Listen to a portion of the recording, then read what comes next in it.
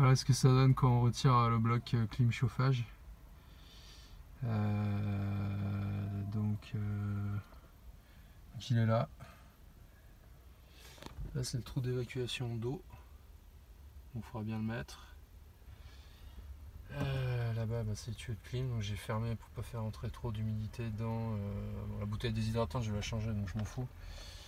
Mais c'est surtout le compresseur. Et bon bah maintenant faut tout remonter. Donc là ça va se nettoyer. On y va. Alors un point d'étape parce qu'en fait j'ai quasiment terminé le remontage.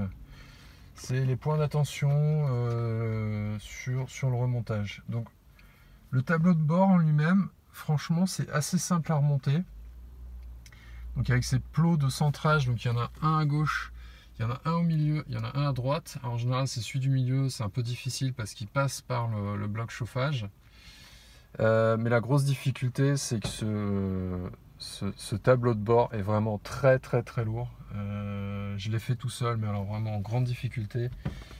Je recommande pas de le faire tout seul. Il faut garder la porte ouverte parce que sinon ça va venir coincer là contre le rebord là. Donc il faut garder les deux portes ouvertes. Et il faut mettre le tableau de bord donc qu'il soit basculé en arrière et vous le basculez en avant. Et ensuite on pousse. Les points, l'autre point, alors celui-là je n'avais pas vu venir, en fait c'est le volant. La colonne de direction, donc elle est en deux parties assez séparées.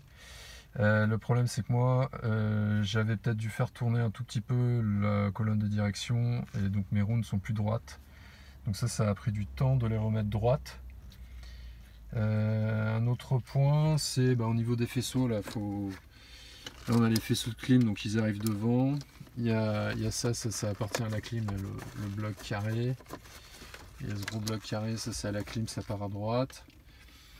Et puis il y a le faisceau autoradio, en fait il y a une partie qui est là, il y a l'antenne, ouais l'antenne elle est assez pénible, il faut penser à la récupérer, il ne faut pas tout visser et devoir dévisser parce qu'on a oublié de tirer le câble d'antenne, il faut penser à tirer le câble d'antenne. Donc là c'est l'Écosse autoradio et le reste ça part là à gauche là-dessous.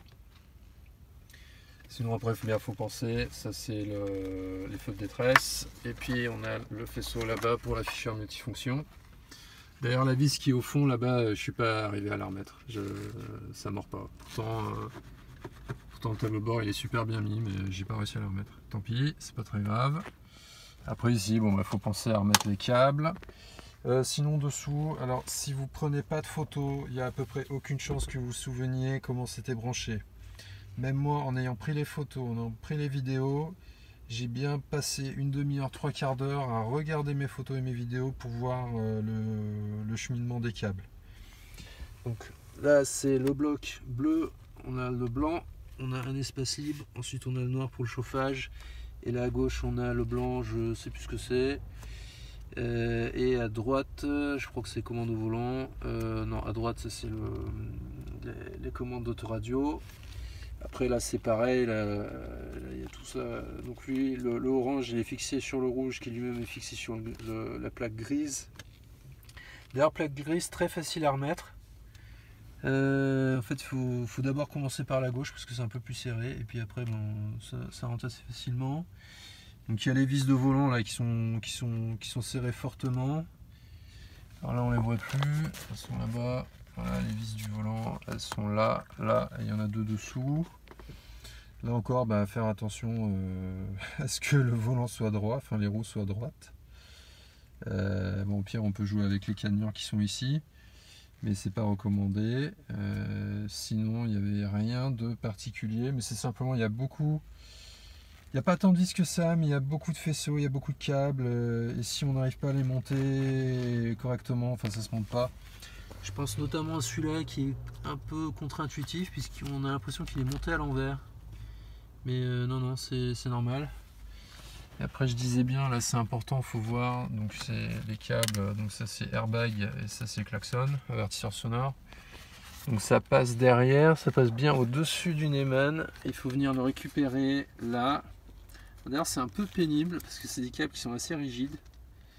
Donc arriver à le faire passer c'est pas si évident que ça, mais en prenant son temps on y arrive. Voilà, donc je vais remonter donc les caches plastiques, ça c'est le supérieur. Il y a l'inférieur avec les commandes autoradio. Remettre le volant, j'espère qu'il ne sera pas trop de travers, ou pas du tout peut-être. Remettre donc le compteur, ça c'est facile, il y a juste une vis là-haut. Et puis bon, bien sûr la façade, commande de clim, l'autoradio avec façade, la casquette. Et ensuite bien se reposer parce que franchement c'était très long. C'est un peu dur sur le dos parce qu'on est tout plié en 4.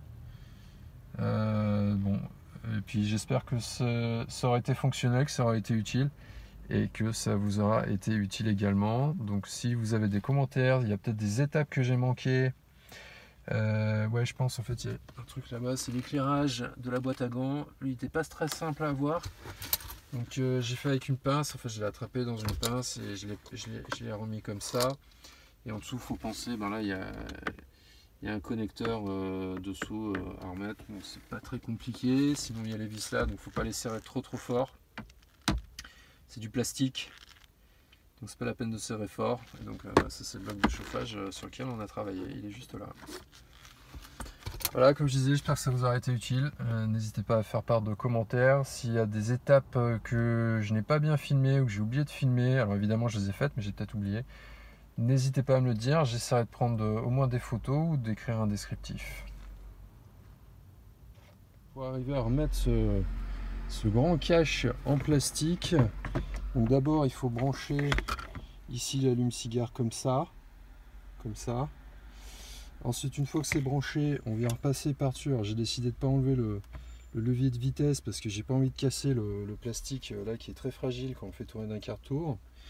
Donc moi je le laisse. Alors il faut repasser ça par-dessus. En fait là ça vient comme ça. Check. Bon, il faut que je fasse ça avec le coude. Donc le frein à main il est bien levé, hein, bien levé à fond. Là-bas on peut passer là. Il faut juste éviter que ça aille tout. Donc là ça revient s'engager ici et on vient le descendre. Voilà. Après il faut un peu jouer avec le câble, il faut un peu jouer là avec le frein à main qui coince. Il n'y a pas besoin d'enlever, il n'y a pas besoin de le dévisser. Si on a le siège passager qui peut se déboîter.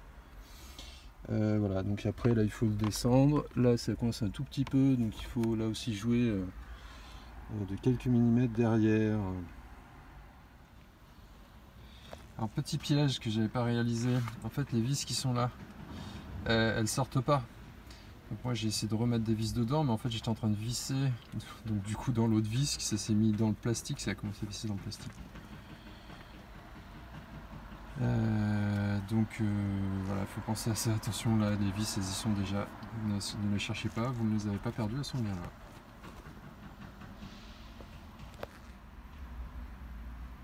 Ok, donc j'ai fini de tout réinstaller. Donc ça change avec la vision de la veille.